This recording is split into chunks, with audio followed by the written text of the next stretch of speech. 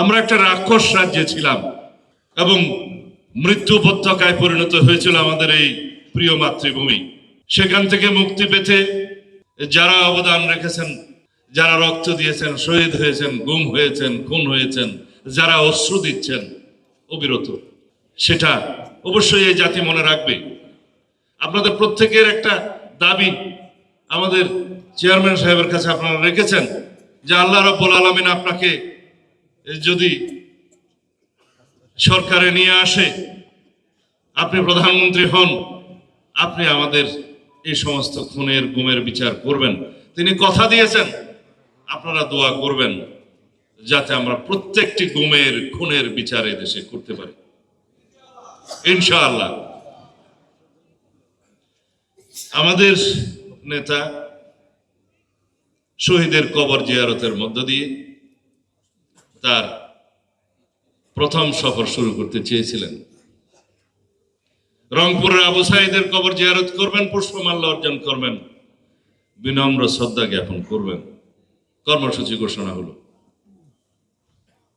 নির্বাচন কমিশনের অনুরোধে আমরা শান্তির জন্য আমরা সেই কর্মসূচি স্থগিত করলাম। নির্বাচন কমিশন এবং আরেকটি রাজনৈতিক দল মনে করলো সেটা আমাদের দুর্বলতা না, এটা আমাদের ভদ্রতা।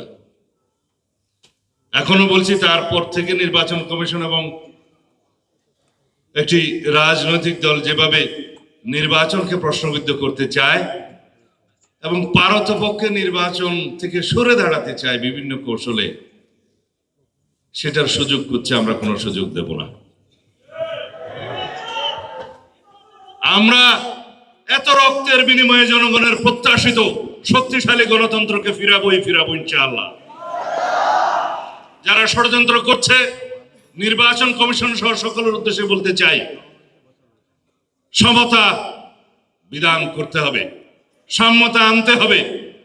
আমাদের ভদ্রতা নম্রতা নয়, সেটা আমাদের দুর্বলতা নয়। আমরা গণতন্ত্রকে ভালোবাসি, আমরা রক্ত সিঁড়ি মাড়িয়ে আজকে এখানে উপনীত হয়েছি। সুতরাং মনে রাখতে হবে, যারা গণতন্ত্রের এই উত্তরণের পথকে কণ্ঠকাকীর্ণ করতে চায় তাদেরকে মনে রাখতে হবে আমরা গণতন্ত্রে ফিরবো ইনশাআল্লাহ। কোন রকমের সুযোগ আপনাদেরকে দেব না। তবে এটা আমাদের ভদ্রতা নয়, নম্রতা নয়, এটা আমরা হুঁশিয়ার করে দিতে চাই, কোন রকমের ষড়যন্ত্র আপনারা করবেন না।